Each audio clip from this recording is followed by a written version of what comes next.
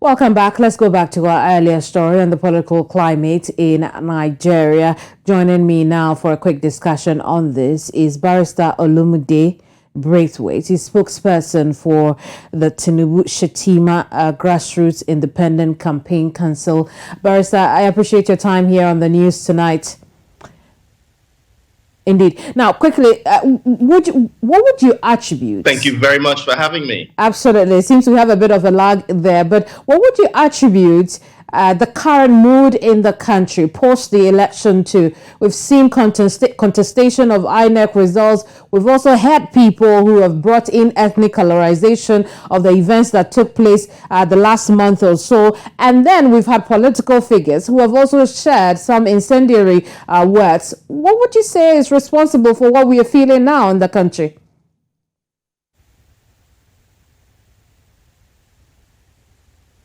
Okay, well, we have had the presidential, we've had the National Assembly elections. As the INEC results have indicated, they're quite varied.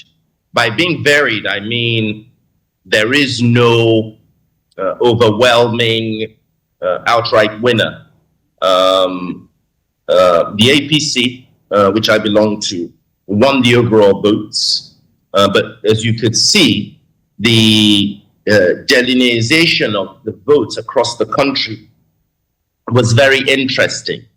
In the Southeast, Labour Party had their way, and the results are public knowledge. So therefore, the parties that are aggrieved have a right to go to court. The electoral tribunals are there. Fine, admittedly, the results have divided views across the nation. That's not too surprising, but we have to be very careful here in order not to incite people to commit crimes or to take laws into their own hands. Mm-hmm. There is apparatus, there is infrastructure, the legal infrastructure. I'm a senior lawyer with 30 years experience, and I'm quite confident that those aggrieved parties will follow due process and have their days in court. Very well. May 29th. In recent May days, 29th is. I apologize for the interruption. In recent days, there have been concerns about the events that you were just mentioning, the May 29th inauguration. People have, expressed worry over what they term an interim government and what poses threats to the May 29th inauguration.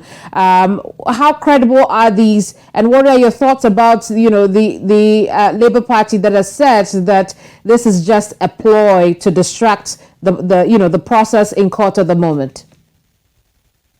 Well, everyone's entitled to their views, but as I mentioned earlier in my opening statement, we have to be extremely careful not to misinform the electorate, the public.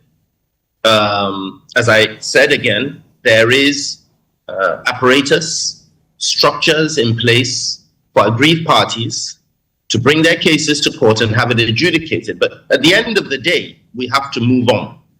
And litigation and court processes themselves will have to come to an end. It's like a heavyweight championship fight.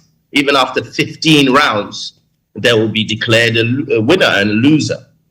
But I'm afraid we'd have to leave our conversation here. I wish there was more time to continue and cover all the bases, but that'll be all for now. Thank you so much, Barrister. Very much for having me.